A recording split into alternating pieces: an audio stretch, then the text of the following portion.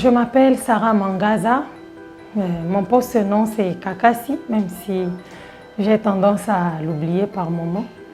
J'ai fait mes études primaires au Sud Kivu, précisément à Uvira, et les études secondaires à Bukavu.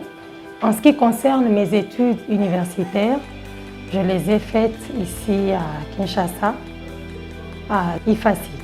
Je n'ai pas vraiment été motivée pour intégrer le domaine de l'environnement, mais il s'est fait que j'ai une passion du journalisme que je ne sais pas exprimer.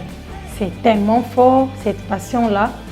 Alors, j'avais ressenti l'envie de revenir dans le journalisme. Parce que c'est un métier que j'ai embrassé depuis l'âge de 19 ans. J'ai eu à travailler avec la MONUC à l'époque parce que nous sommes en 2005. J'ai été formée par beaucoup d'organisations, entre autres Search for Common Ground, MISA, Institut Panos Paris, qui sont toutes des organisations internationales dans le domaine du journalisme. Et après ça, j'ai commencé à travailler en tant que stagiaire à la radio Elikia. J'ai collaboré avec un magazine international, Onesha Africa, c'est un magazine de Bruxelles. Puis un bon jour, je suis tombée sur une offre qui recherchait une journaliste chez Environews pour présenter une émission sur la santé. Alors j'avais sauté sur l'occasion et Dieu aidant, j'ai été acceptée. Je me suis fixé l'objectif de relever le défi, d'en finir avec les problèmes que connaît notre système de santé.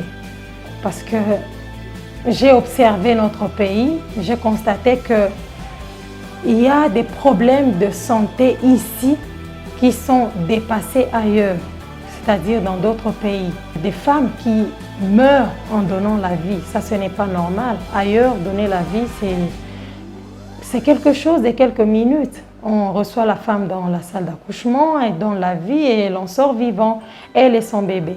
J'aimerais vraiment que ça soit le cas dans notre pays.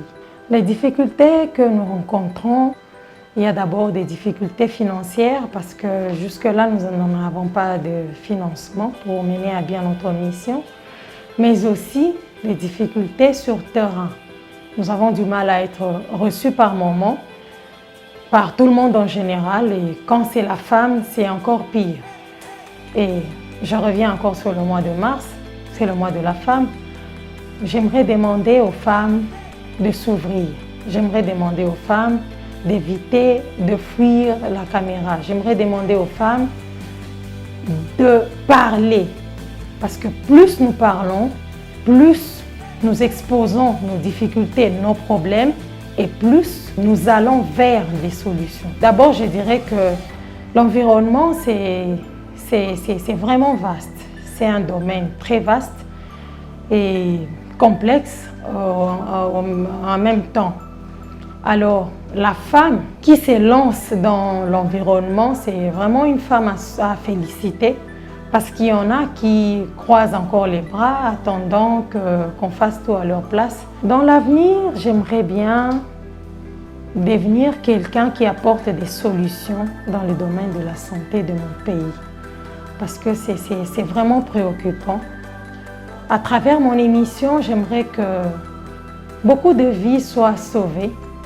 J'aimerais que mon pays comprenne que sa mission principale, c'est de garder sa population en vie. Garder la population en vie, c'est créer les hôpitaux, c'est recruter un personnel soignant compétent, former ceux qui sont déjà dans ce métier-là afin d'éviter des pertes de vie. Et en tant que femme journaliste, j'aimerais que mon message atteigne le plus grand nombre, le plus grand public possible, que toute personne qui se sent intéressée se joigne à Environews afin qu'ensemble nous puissions réfléchir sur comment rester en bonne santé. Que la femme, surtout la jeune fille, enlève de sa tête que pour qu'elle ait des mèches sur la tête, pour qu'elle ait des talons aiguilles, pour qu'elle ait du make-up sur son visage, il faut qu'elle ait couché avec un homme. Le corps ne se vend pas, il n'a pas de prix. Travaillons, travaillons, nous arriverons à gagner notre pain. Travaillons, nous atteindrons nos objectifs.